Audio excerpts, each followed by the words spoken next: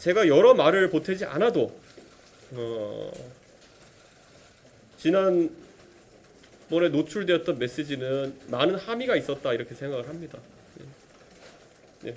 기자회견 중에 내가 양의 머리 흔들면서 개고기를 팔고 있었던 것 같다 말씀하셨는데 어떤 부분에서 궁금하고요. 그리고 대통령님을 만나셔서 북한 방송 개방과 JCPT-S 차단 이걸 말씀하셨다고 했던 건지 궁금한데 시점이 언제고 대통령의 반응은 어떻게 되는지 궁금합니다. 저는 대통령실의 입장에 따르면 저는 6월 12일에 대통령을 만난 적이 없습니다. 뭐 대통령실이 그렇다니까 저는 거기에 대해서 별말 붙이지 않겠습니다. 하지만 저는 그와 상반되게 제 기억으로는 대통령께 독대를 통해 가지고 그런 내용을 전달한 적이 있습니다. 네. 네. 대통령께서 그때 그럼 뭐라고 말씀해 주셨는지 궁금합니다. 그런 것까지 제가 얘기하고 싶지 않습니다. 예. 네. 내년에 전당대회가 열리게 된다면 출마 의향이 있으십니까? 내년에 전당대회가 열리는 것에 대해 가지고 저는 원래 내년 6월에 전당대회가 열려야 된다고 알고 있습니다. 그런데 지금 만약에 다른 일정에 열리게 된다면은 아마 지금 국민의힘의 의사결정을 할 수 있는 사람들의 수준이라면은 아마 한 12월쯤에 후보 공고를 내가지고 절묘하게 이준석이 참여하기 어려운 시점에 전당대회를 치르는 방법으로 국민들을 현혹시킬 가능성이 있습니다. 그래서 그럴 바에야 그냥 빨리 치러버리시라. 만약에 가처분이 기각된다 그러면 빨리 치러버리시라. 저는 뭐라 해야 될까요? 이번 비대위 전환 과정을 보면서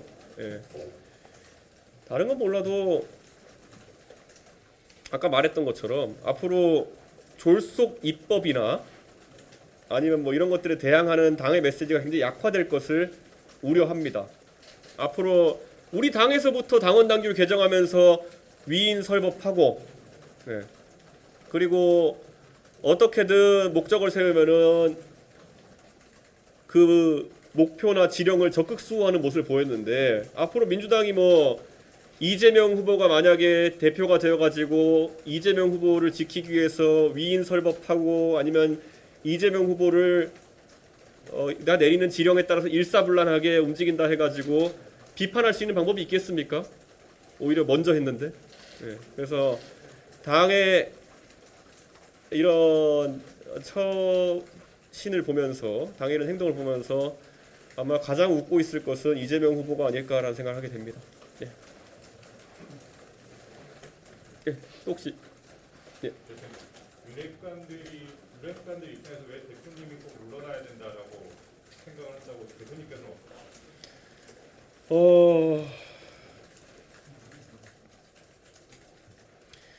당대표를 하면서 제가 조직적인 저항에 몇 번 부딪힌 적이 있습니다. 가장 큰 저항은 아마 PPAT였을 것이고요. 공직후보자 기초자격시험을 도입하겠다는 말이 나온 뒤에 굉장히 큰 저항이 있었고 그리고 이것이 실제로 시행되는 모습을 보면서 이것이 국회의원들에게도 확대될 것이라는 여론이 생기면서 더 큰 저항이 생겼습니다. 그래서 저는 그런 부분도 어느 정도의 우려가 있을 것이다 라는 예상을 하고요. 실제로 제가 지방선거 때 공천 과정에서 경선 위주로 다른 어떤 영향도 받지 않고 공천을 관리하는 모습을 보면서 아마 공천제도가 PPAT와 경선주의가 결합된 형태로 가게 되면은 우려가 생긴 분들이 좀 있는 것 같습니다. 그리고 저는 지금 와서 참 이런 것들을 이야기하기 좀 그렇지만은 PPAT 시험을 보고 나서도 그 윤핵관 호소인들 중에서 일부가 지방당에서 비례대표 점수 미달자들의 공천을 시도하려다가 저와 크게 다툰 적이 있습니다. 그래 실제로 그 공천들은 이루어지지 못했지만은 아마 그들이 이야기하는 비례대표 공천을 할 때 당을 위해서 오랫동안 헌신했던, 번역하자면 자기를 위해서 오랫동안 당에서 가방을 들고 행사에 참석해가지고 했던 사람들에게 자리를 나눠줘야 되는데 그것을 막아세운 것이 뭐 그리 대단한 일이나 싶겠지만은 그들에게는 부도의 위기였지 않았을까, 이런 생각을 하게 됩니다.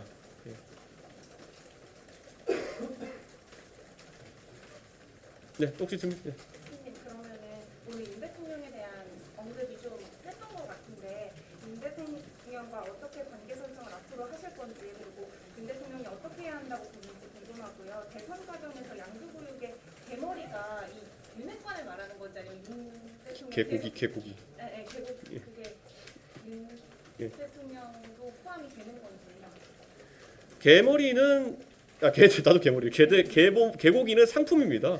그렇기 때문에 개고기를 파는 상인이 아니라, 개고기라는 것은 우리가 걸었던 많은 가치들이 사실은 최근에 조정되고 수포로 돌아가는 그런 양태를 이야기한 것이지, 지난번에 제가 양두구육을 얘기하니까 이철규 의원님께서 갑자기 어떻게 나를 개에 비유하느냐 이렇게 발끈하신 적이 있는데, 그거는 해당 사자성어를 정확히 공부하시면은 이철규 의원님은 개가 아닙니다. 마찬가지로 개고기가 사람에 해당하는 것은 아닙니다. 예. 저도 양머리가 아니고요. 예. 앞에 있는 지금 윤 대통령과 앞으로 어떻게 관계 설정할 건지, 그리고 어떻게 행동을 해야 할지 좀. 자, 이런 겁니다. 제가 오늘 대통령에 대해서 센 말을 쏟아냈다고 하는데, 저는 몇 가지 사실관계에 대해서 이야기한 것밖에 없습니다. 예. 대통령실에서는 저를 대통령께서 만난 적이 없다라고 했고, 저는 대통령께 독대를 통해서 정책을 진언드린 바가 있다고 이야기했고, 저에 대해서 그렇게 이야기해서 저에게 그런 어떤 모욕을 안겨주려고 했는데, 저는 사실대로 사실관계를 밝히는 것이 뭐가 문제겠습니까? 제가 왜 그때 누가 이렇게 말했더라고요. 대통령도 사람이다. 아무도 대통령 사람 아니라고 안 했어요. 그러면은 거기에 대해서 많은 사람들이 반문해야죠. 대통령만 사람이냐? 저도 제가 할 말 하겠습니다. 저는 사실관계에 대해서는. 주호영 비대위원장과 접촉하시거나 만나실 계획 있는지 일단 궁금한데요. 저는 주호영 대표를 개인적으로 굉장히 인품이 훌륭한 분으로 항상 주변에 이야기하고, 무엇보다도 주호영 대표께는 항상 예를 갖춰서 대우를 합니다. 그러나 지금 주호영 대표께서 저에게 하실 말씀이 있다 하더라도 저는 그것을 듣지 않는 것이, 그리고 저도 어떤 말씀을 드리지 않는 것이 주호영 대표님께도 저에게 낫겠다는 판단을 하고 있습니다. 그리고 이 사태에 있어가지고 주호영 대표님은 어떤 책임도 없습니다. 주호영 대표님이 저에 대한 험담을 한 것도 아니고 문자를 노출시킨 것도 아닙니다. 그런데 제가 주호영 대표님과 어떤 이야기를 나눠야 될까요? 앞으로 적어도 우리 당내에서 그런 뭐랄까요? 적어도 주호영 대표님한테 등 떠밀진 않았으면 좋겠습니다. 주호영 대표님이 가지고 계실 그런 곤란한 상황에 대해서 등 떠밀듯이 하지 않았으면 좋을 것 같습니다. 어찌됐든 이렇게 계속 좀 지금처럼 이렇게 표현을 하시면 당내 갈등이 계속 이어질 텐데, 그게 또 당의 지지율이나 상황 계속 이어질 수 있는 그런. 저는 양비론은 하지 않았으면 좋겠습니다. 명백하게 이번 사태는 윤핵관이 일으켰고, 그리고 저는 지방을 돌면서 당원들 만나고 있었습니다. 그런데 거기서 최소한의 제가 할 얘기를 했다고 해가지고 쌍방 논란으로 가져가는 것은 옳지 못합니다. 정말 비열한 논리지만요, 지금 윤핵관 어느 누구도 만약에 자기 가족이 비슷한 일을 당했다고 한다면은 선당우사해라는 소리 안 하고 있을 겁니다. 그리고 자기 가족이 만약에 당이 아니라 회사에서라도 이런 일을 당했다고 한다면은 뒤집어 엎어놨을 분들입니다.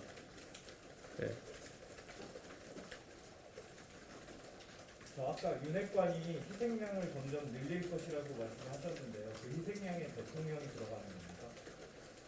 뭐 저는 거기에 대해서는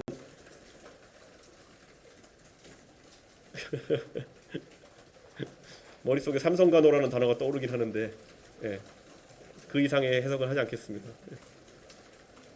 지금 대통령에 대한 심기를 계속 우회적으로 말씀하고 계신데요. 혹시 직접 대통령을 향해 표명하실 의향이 있으신지 궁금합니다. 글쎄요. 저는 윤석열 정부가 성공하길 바란다라는 어떤 상투적인 표현보다는 저는 대한민국이 잘 됐으면 좋겠습니다. 예. 그리고 그런 의미에서 지금 대한민국의 젊은 세대와 제가 봤을 때 한 50대를 기준으로 나눠지는 것 같은데 젊은 세대와 조금 더 나이가 있으신 분들 간의 인식이 갈라진 지점이 그겁니다. 작년 12월과 1월에 김종인과 이준석이 선대위를 해집어 놓지 않았으면은 과연 윤석열 정부는 탄생했겠느냐. 그때 혼란상과 난맥을 봤던 분들이라고 한다면은 그때 그런 진짜 정치적 생명을 걸고 다투는 과정이 없었다고 한다면은 윤석열 정부가 출범도 하지 않았을 것이라 보는 관점이 아마 젊은 세대가 바라보는 관점일 것이고 그저 땡깡 부리는 당대표 정도로 이해하고 있는 분들 조용하면 다 잘 될 거야 라고 생각하는 분들 그분들이 아마 이준석 때문에 표차가 적게 났다라고 주장하는 그런 유튜브들을 많이 보시는 분들이 아닐까 저는 그런 생각을 합니다. 지금 시점에서 대한민국 국민들께 제가 여쭙고 싶은 것은 지금 이대로 윤석열 정부가 갔을 때 대한민국이 성공할 수 있을지 아니면은 윤핵관들을 도려내고 정말 전격적인 인적 쇄신을 하고 대선 때 우리가 공약했던 것들을 다시 한번 지키겠다는 의지를 천명할 때 대한민국이 잘 될 것인지 아니면 이준석이 어디 산사에 들어가가지고 조용히 닥치고 있는 것이 사태 해결에 도움이 되는지는 너무 명확합니다. 제가 지난 선거 때도 지방을 돌면서 이렇게 다닐 때 선대위 관계자들이 이런저런 이러쿵저러쿵 이준석에 대한 얘기를 하면은 제발 선거 대책이나 세워라. 이준석 대책이나 세우지 말고. 참 희한한 게 그때는 저한테 선거에 손 떼라고 해놓고 손을 떼니까 또 이준석 찾으러 계속 쫓아다녔어요. 근데 지금도 마찬가지입니다. 본인들이 무리수를 강행해가지고 이준석 어떻게 이렇게 쫓아내려고 노력했고 소기의 성과를 만약 거둔다면은 이준석 생각하지 말고 잘해가지고 능력을 입증해야 됩니다. 얼마나 많은 연속적인 과정을 거쳐왔습니까? 이준석만 쫓아내면 지지율이 오를 것이다. 안 오르잖아요. 더 내려가잖아요. 예? 이제는 뭘 해야 됩니까? 이제는 이재명을 수사하면 지지율 올라갈 것이다. 해보십시오. 예. 이제는 뭘 하겠습니까? 그러면은 해야 될 일 빼놓고 나머지 다 해봤자 변화가 오기 어렵다. 저는 이렇게 생각합니다. 지금 만약에 보고 계시는 국민들이 있다면 다 알 겁니다. 이준석이 지금 사라지는 것이 대한민국을 위해서 중요한지 아니면 국정 기조가 바뀌고 문제되는 인사들이 사라지는 것이 더 중요한 것인지는 뭐 이거는 여론조사 해보면 8대2 나올 겁니다. 교수님 그럼 지금 비대위 전환이 어찌됐든 공식화됐고 출범도 했잖아요. 그러면 애초에 이번 사태 문제가 윤핵관이라고 했고 문자 메시지를 유출한 권성동 원내대표가 사퇴하면서 윤핵관의 책임론이 이렇게 불거져야 된다고 보시는 건지. 저는 권성동 원내대표가 어떤 선택을 하더라도 그건 개인의 책임해야 하는 선택입니다. 하지만 제가 적어도 말도 안 된다고 생각했던 건 뭐냐면은 원내대표는 하면서 직무대행은 그만두겠다라는 표현은 이치에도 맞지 않고 당이 희화될 수 있는 표현이다. 저는 이렇게 생각합니다. 예. 그래서 저는 그 부분에 대해서는 명확하게 했어야 된다. 이렇게 생각합니다. 예. 그리고 당의 상황을 사고로 규정한 다음에 한 3주쯤 있다 갑자기 권성동 대표 본인이 주도해가지고 의총을 열어가지고 비상상황을 선언한 것, 그 논리적 개연성은 언젠가는 꼭 한번 설명해야 될 것이다. 이렇게 봅니다. 왜냐하면은 많은 분들이 기억하시겠지만은 그 3주간에 있었던 일 중에 특기할 만한 사건이라고는 텔레그램 노출밖에 없었습니다. 그러니까 당이 사고 상태에서 텔레그램이 노출되면 왜 비상 상황으로 전환해야 되는 것인지 그거는 아직까지도 저는 이해를 하지 못하고 있습니다. 네, 또 질문. 그러면 인적 회신, 그러니까 인적 어떤 회신을 방금 말씀을 강조를 하셨는데 여기 아까 언급하셨던 윤핵관 소소인들 포함되는 것인지 아니면 그 외에도 좀 대통령실까지도 좀 인적 회신 대상이라고 보시는 게 궁금합니다. 윤핵관과 윤핵관 호소인들은 뭐 제가 불출마 선언하라고까지는 제가 하지 않겠지만은 적어도 그들의 조그만 장원이라고 표현했던 우세 지역구에서 나와가지고 수도권으로 와야 됩니다. 네. 그리고 수도권에 와서 적어도 그들에 대한 평가가 어떤지를 스스로 부딪혀 보고 그리고 이 수도권에 있는 사람들이 고민하는 지점이 어디 있는지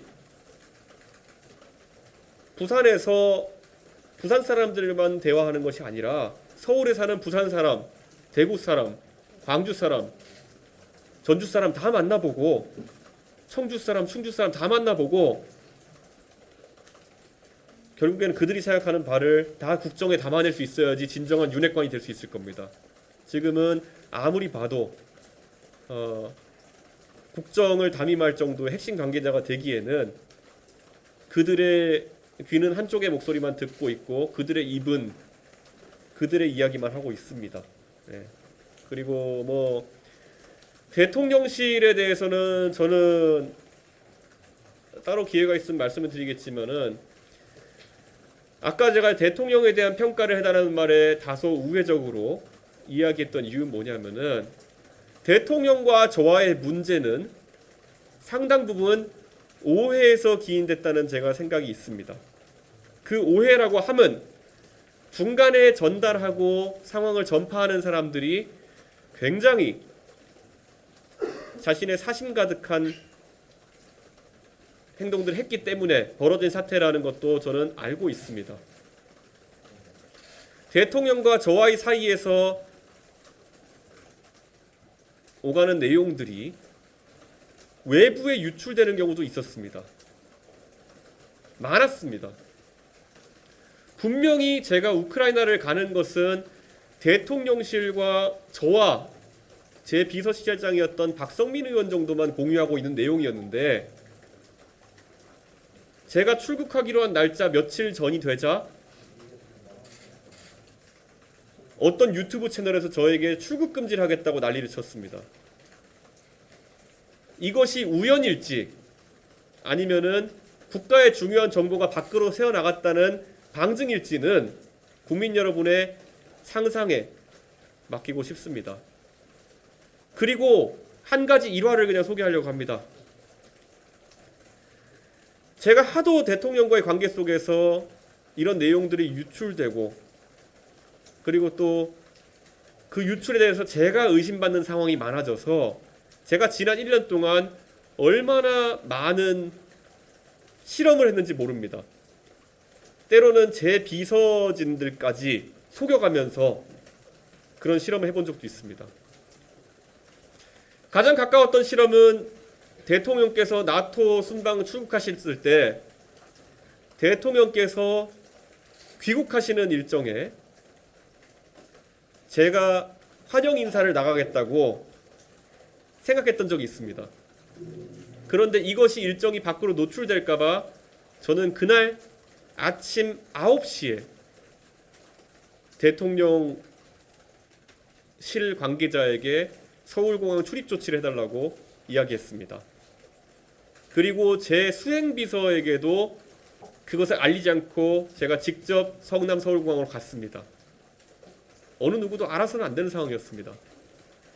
그런데 거기로 가는 택시 안에서 제가 언론의 취재 전화를 여러 통 받았습니다. 네. 도대체 이런 정보는 어디서 새어나가는 것이며 여러분이 모두 알고 계시겠지만은 이 모든 오해의 근원이 되었던 과거 이미 1년이 넘은 패싱 입당이라든지 이런 것들 전부 다 제가 정보를 유출했다는 그런 오해 속에서 시작된 갈등들이었습니다. 그때는 제가 변수를 통제하지 않아가지고 저도 확신을 가지고 말 못했습니다. 어느 쪽에서 유출되었는지. 근데 저는 지난 1년 동안 이런 일이 반복되는 것을 보면서 무수히 많은 실험을 했고 결론은 한 가지였습니다. 대통령과 저 사이에서 많은 정보를 왜곡해서 전달하는 사람들이 있고 이간을 하는 사람도 있었다. 그렇기 때문에 저는 대통령께 아까 말씀드렸던 그런 정도의 오해에 따른 간극 정도의 인식을 갖고 있었고, 다만 이번에 텔레그램 유출 사태는 그랬기 때문에 저에게는 다소 좀 특이한 그런 경험이었습니다. 예. 대통령의 정치적 신념이 궁금합니다. 뭐 제가 누차 그런 걸 뭐 여러 기회에 말씀드렸지만은 저는 적어도 정치적으로 그리고 사회적으로 많은 국민들이 자유를 누리기를 바랍니다. 그 자유에 포함되는 것이라면은 하고 싶은 말을 자유롭게 할 수 있는 그런 분위기, 그리고 그런 말을 했을 때 그것에 책이 잡히지 않아서 의기소침하지 않을 수 있는 그런 기본적인 어떤 권리들을 원하고요. 아마 국민들이 보고 계시기에는 지금 우리 당의 국회의원들이 그런 자유를 누리고 있다고 생각하시는지, 또는 우리 당의 국회의원들이 그런 자유를 갈망하고 있다고 생각하시는지, 그래서 우리 당은 결코 자유주의적이고 개방된 정당으로 아직까지 도달하지 못했다는 것을 저는 요즘 체감합니다. 아까 제가 우리 당이 파시스트적인 행태에서 벗어나야 된다라고 이야기했는데, 제가 바라는 세상이라고 하는 것은 어쩌면 그런 행태를 벗어난 그런 정당이 아닐까, 그런 생각을 합니다. 지금도 우리 당에는 많은 모순이 있습니다. 한쪽으로는 자유를 이야기하면서 한쪽으로는 전 세계적으로 계획경제의 대명사였던 박정희 대통령 시절의 경제정책을 다시 이야기하는 분도 있고, 한쪽으로는 북한으로 북송된 분들의 안전과 자유와 인권을 이야기하면서, 또 한쪽에서는 선당우사 같은 아까 말했던 북한에서만 쓰는 용어를 쓰는 그런 상황. 아니, 정동영 씨가 그런 표현을 쓰는 건 왜 그런지 알겠어요. 예. 그런데 그 상황에서 쓸만했습니다. 그런데 지금 상황에서 왜 우리 당이 그런 선당우사라는 표현을 차용해야 되는 것인지는 전혀 이해가 가지 않습니다. 그래서 이런 모순들을 해결하기 바랍니다. 예. 아까 텔레그램 그 윤 대통령 텔레그램 메시지 보고 특이한 뭐 경험이었다고 하셨는데 특이하다는 게 좀 어떤 상황이셨어요? 우선 저는 체리 따봉을 못 받아봤고요. 단 한 번도 받아본 적이 없습니다. 그리고 적어도 제가 바라던, 그리고 많은 국민들이 표를 던지면서 상상했던 대통령의 모습이 겹쳐지는 내용은 아니었을 겁니다. 예, 저는 그래서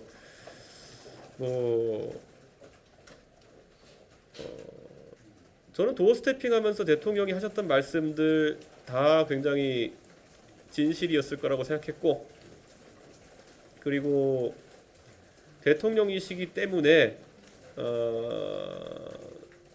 굉장히 당의 혼란 속에서도 절제된 표현과 절제된 그런 어떤 입장을 계속 보이셨구나 하는 인식을 갖고 있었는데, 아무리 사적으로 주고받은 텔레그램이라 할지라도 이면엔 좀 다른 생각들이 있으셨구나라는 생각을 하게 되어서 특이하게 생각했습니다. 네, 여기까지입니다. 감사합니다. 네. 한 번만 더 맞을게요. 그 이제 가처분이 이제 수출에 남아 있고 그 이후에 또 경찰 조사가 네. 이제 남아 있잖아요. 최근에 경찰 인사가 단행되면서 좀 속도가 붙을 것이라는 전망도 나오는데 어떤 식으로 대응을 하실까요?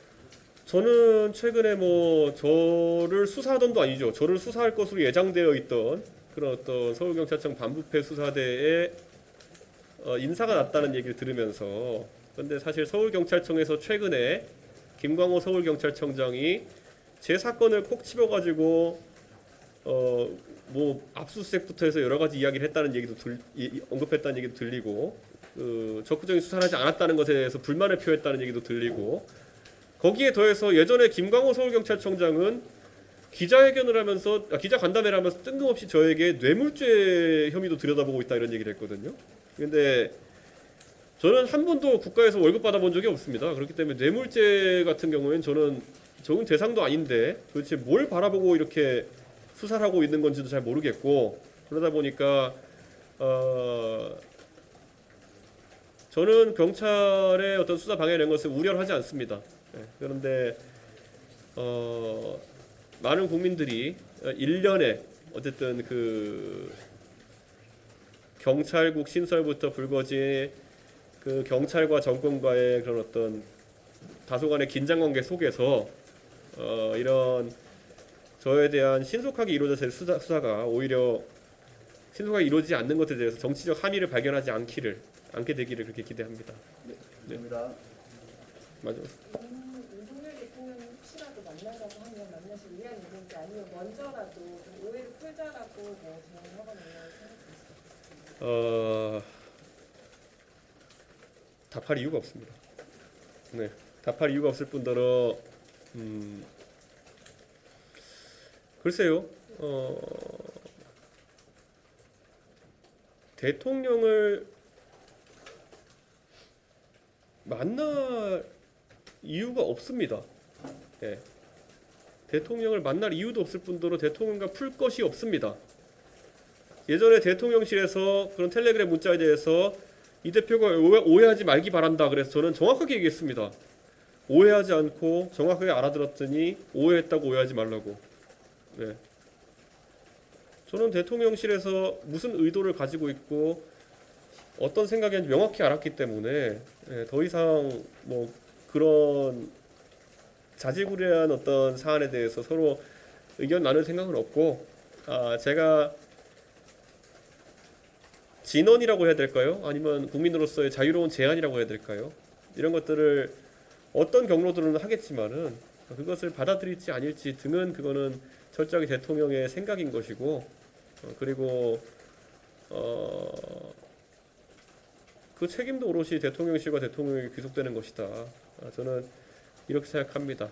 권한이 있는 곳에 책임이 있는 것이고, 저는 이미 그 텔레그램 문자 이후에 제 권한을 상실했습니다. 그렇기 때문에 저에게는 책임이 없습니다. 감사합니다. 오늘 윤 대통령과 윤핵관에게 하실 말씀 다 여기까지 하겠습니다. 네. 하고 싶었던 말, 네? 하고 싶었던 말씀 다 하셨다고 보면 될까요? 책을 왜 쓰겠습니까, 제가? 아,